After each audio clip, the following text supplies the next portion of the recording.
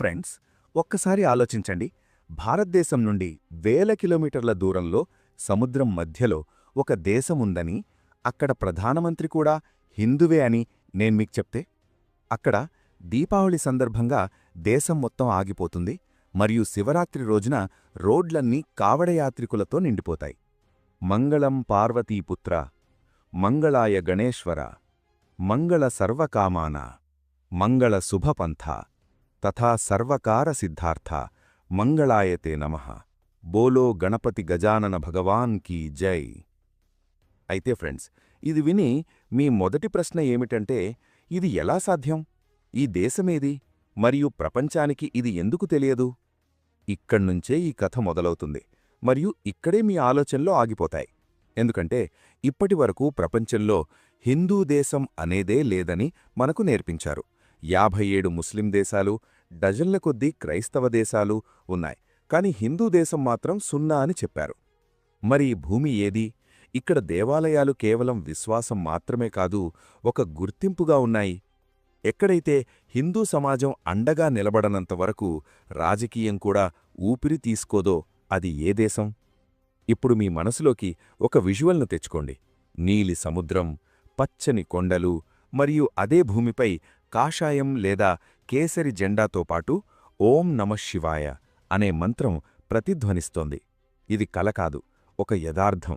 అలాగే అత్యంత ఆశ్చర్యకరమైన విషయం ఏమిటంటే, ఈ దేశం యొక్క కథ భారతదేశంతో మొదలవుతుంది, కాని భారతదేశంలో ముగియదు. ఈ వీడియో కేవలం ఒక దేశం గురించిన సమాచారం మాత్రమే కాదు.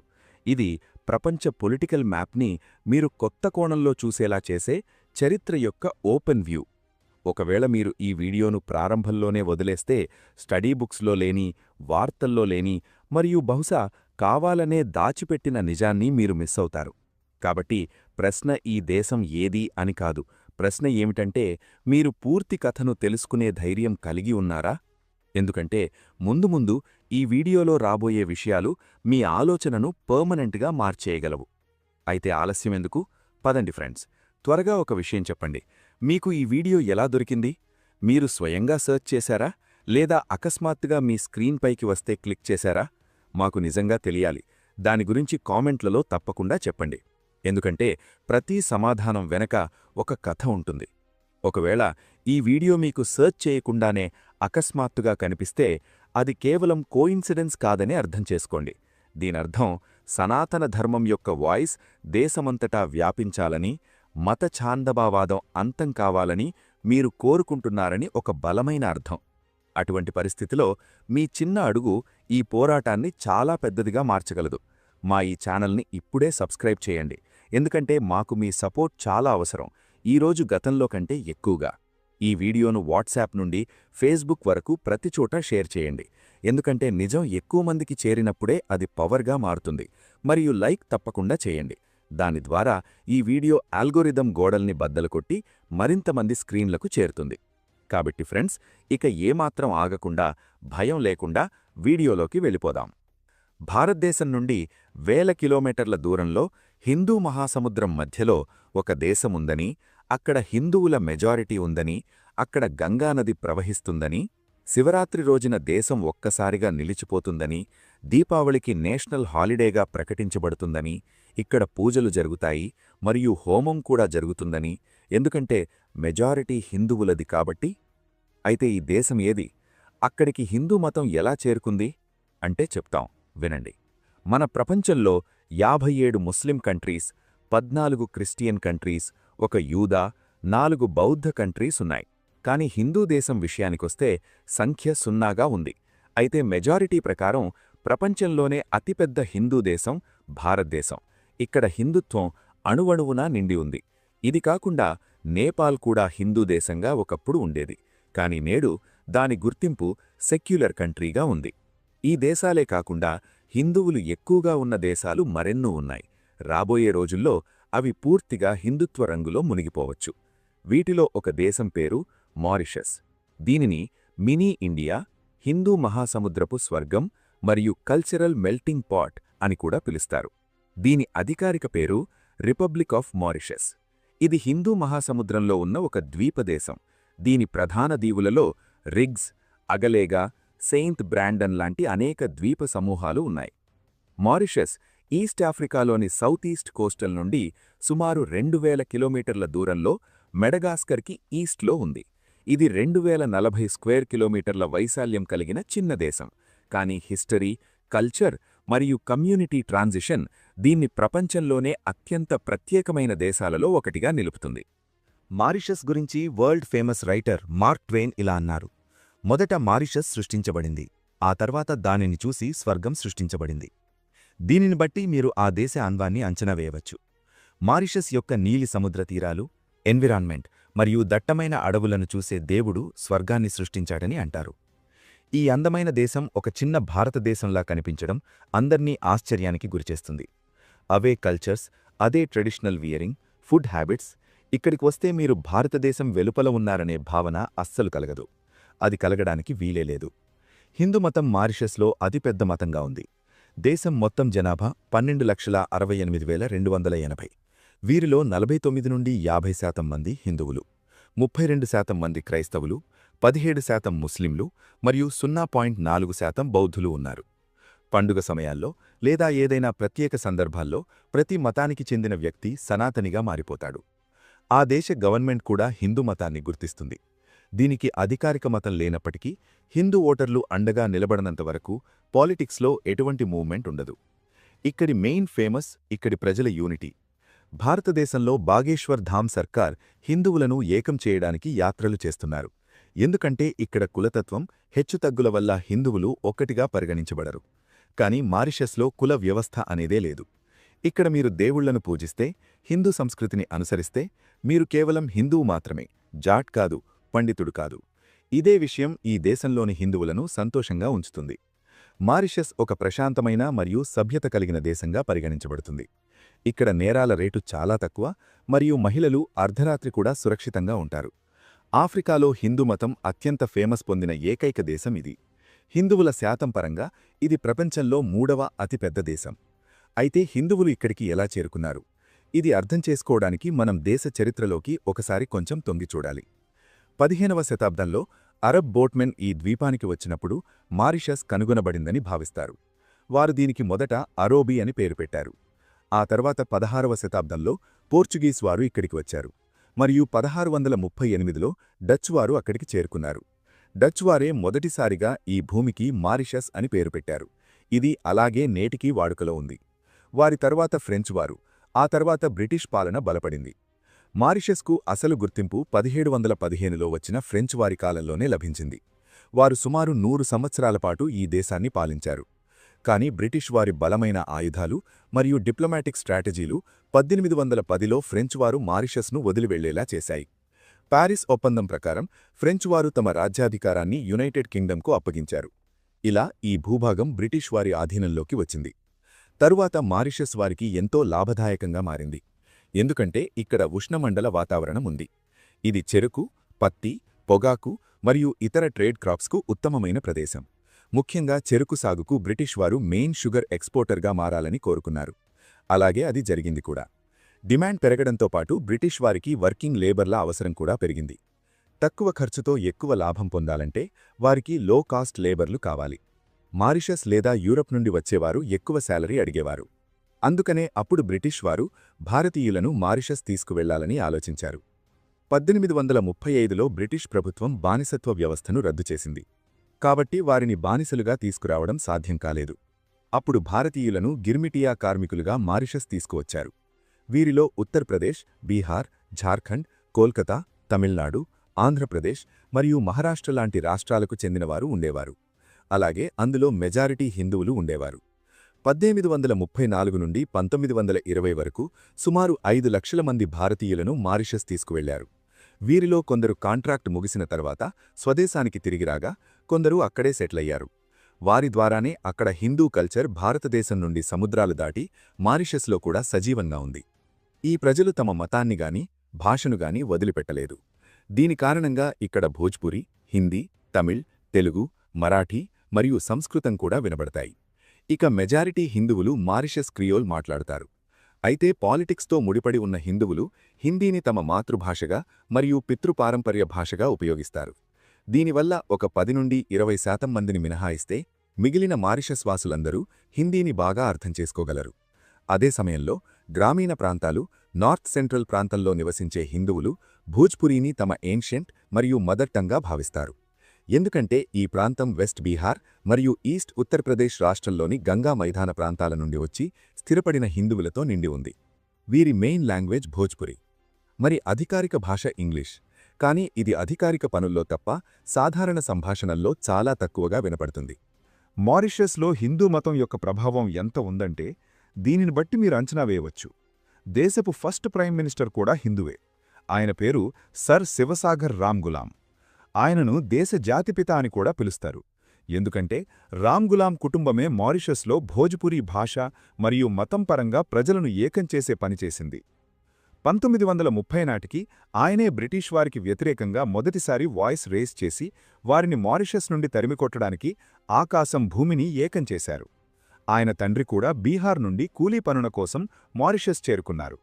తన పూర్వీకుల శ్రమను మరియు వర్కర్స్పై జరుగుతున్న అన్యాయాలను చూసి ఆయన వర్కర్ రైట్స్ కోసం పెద్ద ఎత్తున నిరసనలు చేపట్టారు. దీని కారణంగా 1968లో దేశానికి ఇండిపెండెన్స్ వచ్చింది. అలాగే శివసాగర్ రామ్ గులాం 12 మార్చ్ 1968న దేశపు ఫస్ట్ ప్రైమ్ మినిస్టర్ అయ్యారు. ఆయన తర్వాత సర్ అనిరుద్ధ్ జగన్నాథ 2000లో ప్రధానిగా ప్రమాణ స్వీకారం చేశారు. ఆయన కూడా ఇండో-మారిషియన్. వీరే కాకుండా నవీన్ రామ్ గులాం, ప్రవింద్ జగన్నాథ కూడా ఈ కేటగిరీలో ఉన్నారు. ప్రస్తుతం దేశ ప్రధాని నవీన్ రామ్ గులాం, ఆయన పూర్వీకులు కూడా హిందువులే. చివరకు డిఫెన్స్ డిపార్ట్మెంట్, ఫారెన్ డిపార్ట్మెంట్, హోంశాఖ, education department, tourism, international deals ఇలా ఎన్ని విభాగాలు ఉన్నాయో వాటన్నింటిలోనూ మీకు హిందూ పొలిటికల్ లీడర్స్ తప్పకుండా కనిపిస్తారు. మారిషస్ హిందువులు అధికారికంగా ఎంత చురుగ్గా ఉన్నారో తమ సంస్కృతిని కాపాడుకోవడంలో కూడా అంతే ఎలర్ట్గా ఉన్నారు. ఇక్కడ అన్ని హిందూ పండుగలను అదే ఉత్సాహం మరియు ఉల్లాసంతో జరుపుకుంటారు. భారతదేశంలోలాగే దీపావళిని దేశంలోనే అతిపెద్ద పండుగగా పరిగణిస్తారు. ఆ రోజున నేషనల్ హాలిడే ఉంటుంది. క్రైస్తవులైనా బౌద్ధులైనా ప్రతి మతానికి చెందిన వ్యక్తి ఈ పండుగను జరుపుకుంటారు. ఈ రోజున దేశమంతా రంగురంగుల ఎలక్ట్రిక్ లైట్లతో డెకరేషన్ చేయబడి ఉంటుంది. స్వీట్స్ తయారవుతాయి, వెరైటీ డిషెస్ తయారు చేస్తారు. తర్వాత గణేశుడికి, లక్ష్మీదేవికి పూజలు నిర్వహిస్తారు. ఈ దేశంలో ఎక్కువగా శివుడు, గణేశుడు, లక్ష్మీదేవి, దుర్గామాత, కృష్ణుడు, రాముడి మరియు హనుమంతుణ్ణి ఎక్కువగా పూజిస్తారు. హనుమత్ జయంతి రోజున బజరంగబలి భక్తులు ఉదయం నుండే ఆయనను ప్రసన్నం చేసుకోవడంలో నిమగ్నమైపోతారు. ఇక ఉగాది లేదా గుడిపడ్వా హిందూ నూతన సంవత్సర పండుగ. దీనిని ప్రత్యేకంగా తెలుగు మరియు మరాఠీ మాట్లాడే ప్రజలు జరుపుకుంటారు. హోలీని రంగుల పండుగ అని కూడా పిలుస్తారు. ఇది కూడా మారిషస్లో ఒక ప్రసిద్ధ పండుగ. దీనిని అందరూ కలిసి జరుపుకుంటారు. హోలీ పండుగ 2 రోజుల పాటు సాగుతుంది. ఇందులో మొదటి రోజు హోలికా దహనం జరుగుతుంది. దీని తర్వాత చౌతాల్ ప్రదర్శన ఉంటుంది. చౌతాల్ అనేది ఒక రకమైన భారతీయ జానపద సంగీతం. దీని మరుసటి రోజు గులాబీ రంగులు మరియు నీళ్లతో హోలీ ఆడుకుంటారు. రామనవమి పర్వదినాన్ని అయోధ్య ఆదర్శరాజు భగవాన్ రాముడి గౌరవార్థం జరుపుకుంటారు. ఈ దేశంలో ఆయనను ఒక ఆదర్శ పురుషుడికి చిహ్నంగా భావిస్తారు. తమిళులే కాకుండా మరాఠీ, భోజ్పురి ఇలా ప్రతి భాషా వ్యక్తి ఈ ఉత్సవాన్ని జరుపుకుంటారు. ఇవే కాకుండా పొంగల్ లేదా మకర సంక్రాంతి, కృష్ణాష్టమి, వినాయక చవితి, దుర్గాపూజ, నవరాత్రులు మరియు భోలేనాథ్ కోసం శివరాత్రి కూడా జరుపుకుంటారు. శివరాత్రి రోజున మారిషస్ యొక్క హిందువులు 7 నుండి 40 రోజుల వరకు ఉపవాసం కూడా ఉంటారు. కానీ మధ్య మధ్యలో టిఫిన్ వంటివి తీసుకుంటారు. ఈ సమయంలో గంగనది నుండి గంగాజలం తీసుకురావడానికి తీర్థయాత్ర చేస్తారు మరియు చివరలో శివుడి పూజ కోసం జాగరణ చేస్తారు. అన్నట్టు గంగనీటి జలధారను మీరు గంగ చెరువు లేదా మినీ గంగా అని పిలవవచ్చు. ఎందుకంటే మారిషస్లో ఉన్న ఈ సరస్సు యొక్క ప్రాముఖ్యత కాశీ, హరిద్వార్ మరియు ప్రయాగ్రాజ్ వంటి తీర్థయాత్ర స్థలాలతో సమానం. ఇది మారిషస్లోని సవానే జిల్లాలో ఉంది. ఇది సముద్రమట్టానికి సుమారు 550 మీటర్ల ఎత్తులో ఉంటుంది. హిందువులు దీనిని సముద్రంపైన గంగగా భావించి గౌరవంగా గంగ చెరువు అని పిలుస్తారు. 1897లో ఒక హిందూ పూజారికి కలలో గంగమాత కనిపించిందని ఒక నమ్మకం ఉంది. ఆ పూజారి దీనిని ఒక ఇండికేషన్గా భావించి భారతదేశంలోని గంగనది నుండి జలం తెచ్చి ఈ సరస్సులో కలిపారు. అప్పట్నుండి దీనిని గంగ సరస్సు లేదా చెరువు అని పిలవడం మొదలుపెట్టారు. గంగ వద్దలాగే ఇక్కడ కూడా పవిత్రమైన అనుష్ఠానాలు జరగడం మొదలుపెట్టాయి. గంగ సరస్సు ప్రపంచంలోనే అత్యంత పరిశుద్ధమైన మరియు పవిత్రమైన సరస్సుల్లో ఒకటిగా పేరు పొందింది. మహాశివరాత్రి రోజున లక్షలాది మంది హిందువులు నగ్నపాదాలతో కావడి మోస్తూ ఎన్నో కిలోమీటర్లు నడిచి గంగ చెరువు లేదా సరస్సుకు చేరుకుంటారు. అలాగే సరస్సు నుండి పవిత్ర జలం తీసుకొని శివుడికి జలాభిషేకం చేస్తారు. ఇక్కడ ఒక భారీ శివ విగ్రహం మరియు దుర్గామాత విగ్రహం కూడా ఉన్నాయి. ఇవే కాకుండా హనుమంతుడు, వినాయకుడు మరియు విష్ణుమూర్తికి అంకితమైన ఎన్నో ఆలయాలు కూడా ఉన్నాయి. మారిషస్లో ఆలయాల సంఖ్య 300 కంటే ఎక్కువగానే ఉన్నాయి. భారతీయ హిందువులు ఇక్కడికి చేరినప్పుడు తమతో పాటు రామాయణం, మహాభారతం, భగవద్గీత, వేదపురాణాలు, ఉపనిషత్తులు మరియు భగవంతుడిపై భక్తిని కూడా తీసుకువచ్చారు. వారు చిన్న చిన్న గుడారాల్లో తమ దేవీదేవతలను ప్రతిష్ఠించి వారిని పూజించడం మొదలుపెట్టారు. ఆ తర్వాత ఆలయాల స్థాపన కూడా మొదలయింది. ఈ దేశంలోనే అతిపెద్ద ఆలయంగా మహేశ్వర్నాథ్ శివాలయాన్ని పరిగణిస్తారు. ఇది 130 ఏళ్ల కంటే పురాతనమైనది. దీనిని గ్రాండ్ శివాలా ట్రయోలెట్ అని కూడా పిలుస్తారు. దీని రూపకల్పన బెంగాల్ శైలిలో ఉంటుంది. ఇది శివుడికి అంకితం చేయబడింది. శివుడి యొక్క 33 మీటర్ల ఎత్తైన విగ్రహం ఆలయ గర్భగుడిలో కొలువై ఉంది. ఇక్కడ పవిత్ర శివలింగంతో పాటు పార్వతీదేవి మరియు వినాయకుడి విగ్రహాలు కూడా ఉన్నాయి. దీనితో పాటు కార్తికేయుడు మరియు ద్వారపాలకుడు నందీశ్వరుడు కూడా కాపలా కాస్తున్నారు. శివపరివారంతో పాటు లక్ష్మీదేవి, నటరాజస్వామి, హనుమంతుడు, జగన్నాథస్వామి మరియు కాళీమాతను కూడా ఆలయంలో ప్రతిష్ఠించారు. ఈ ఆలయం ట్రయోలెట్, పోర్ట్ లూయిస్ నుండి సుమారు 11 కిలోమీటర్ల దూరంలో ఉంది. నెక్స్ట్ ఆలయం శ్రీ ప్రసన్న వెంకటేశ్వరస్వామి ఆలయం. దేశంలోని లాలోరా మలింగా గ్రామంలో ఉంది. ఆలయ విగ్రహాల్లో బంగారం, వజ్రం, మాణిక్యం, పత్స, వైఢూర్యం వంటి ఎన్నో విలువైన రత్నాలు పొదుగబడి ఉన్నాయి. ఈ ఆలయం పోర్ట్ లూయిస్ నుండి సుమారు 30 కిలోమీటర్ల దూరంలో ఉంది. ఇదే విధంగా పాండురంగ క్షేత్ర ఆలయం, శ్రీ శివసుబ్రహ్మణ్యం ఆలయం, సూర్యోదయ సంగం ఆలయం, శివశక్తి ఆలయం, హరేకృష్ణ ఇస్కాన్ ఆలయం మరియు కైలాసన్ వంటి వందలాది ఆలయాలు మారిషస్ యొక్క ధార్మికతను చాటుతున్నాయి. దేశంలో అనేక నగరాలున్నప్పటికీ హిందుత్వం యొక్క ఉద్ధృతి ఎక్కువగా ఉన్న చోట్ల క్యూర్ పైప్ మరియు వాక్వాస్ పేర్లు మొదటి వరుసలో వస్తాయి. అదే సమయంలో పోర్ట్ లూయిస్ మారిషస్ రాజధాని. అక్కడున్న పిలిగ్రిమ్స్ ఘాట్ అదే ప్రదేశం ఎక్కడైతే మొదటిసారి భారతీయులు మారిషస్ గడ్డపై అడుగుపెట్టారో అదే ఈ ప్రదేశం. అయితే అది ఈ రోజున ఈ ప్రదేశం యునెస్కో వరల్డ్ హెరిటేజ్ సైట్స్లో భాగంగా ఉంది. ఇది భారతీయ పోరాటానికి సజీవ సాక్ష్యంగా వందలాది సంవత్సరాల నుండి అలాగే ఉంది. మారిషస్ సంస్కృతి గురించి మాట్లాడితే ఇది కూడా పూర్తిగా భారతీయమైనదే. ఇక్కడ మహిళలు పండుగలు లేదా వివాహాల వంటి ప్రత్యేక సందర్భాల్లో చీరలు ధరించటానికి ఇష్టపడతారు. వివాహాలు కూడా భారతదేశంలో లాగే జరుగుతాయి. అట్టహాసంగా వెడ్డింగ్ బయలుదేరుతుంది. విందు వినోదాలు ఘనంగా జరుగుతాయి. విందులో శాకాహార భోజనం వడ్డిస్తారు. పప్పు, అన్నం, బంగాళదుంప కూర, పూరీ లేదా రొట్టెలు మరియు వాటితో పాటు స్వీట్. ఇది మారిషస్ హిందువుల ప్రధాన ఆహారం. వారు రోజువారీ ఆహారంలో నార్మల్గా ఉండటానికి ఇష్టపడతారు. అయితే నాన్ వెజ్ లవర్స్కు కూడా కొదవలేదు, ముఖ్యంగా హిందువులు కాని వారిలో. పీతల కర్రీ, కొత్తిమీర మిర్చి, చేపల కూర, ఫిష్ రైస్, ఫ్రైడ్ స్క్విడ్, విందాయే ఓరాయిడ్ మరియు విందాయే పాయిజన్ కాకుండా సీ ఫుడ్ ఎక్కువగా ఫేమస్. మద్రాసు వైపు నుండి ఇక్కడికి చేరుకున్న హిందువులలో కూడా ఫిష్ రైస్ చాలా ప్రసిద్ధి చెందింది. మొత్తానికి మారిషస్కు చేరుకోగానే మీరొక భారతదేశం నుండి బయలుదేరి మరో భారతదేశానికి చేరుకున్నట్లుగా భావిస్తారు. ఇక్కడ ప్రతిదీ హిందూ ధర్మం నుండి ప్రేరణ పొందిందే. అందుకే దీనిని మినీ ఇండియా అని పిలుస్తారు. మరి మీరు ఈ మినీ ఇండియా టూర్కి ఎప్పుడు వెళ్తున్నారు? రాబోయే కాలంలో మారిషస్ నిజంగా పూర్తిగా హిందుమయంగా మారిపోతుందని మీరనుకుంటున్నారా? కమెంట్ చేసి తప్పకుండా చెప్పండి. అలాగే ఈ వీడియో నచ్చినట్లయితే లైక్, షేర్ చేయండి. ఛానల్ని సబ్స్క్రైబ్ చేయండి మరియు బెల్ ఐకాన్ను ప్రెస్ చేయడం అస్సలు మర్చిపోకండి. మరో మంచి ఇన్ఫర్మేషన్తో మళ్ళీ కలుద్దాం. అప్పటి వరకు శుభమస్తు.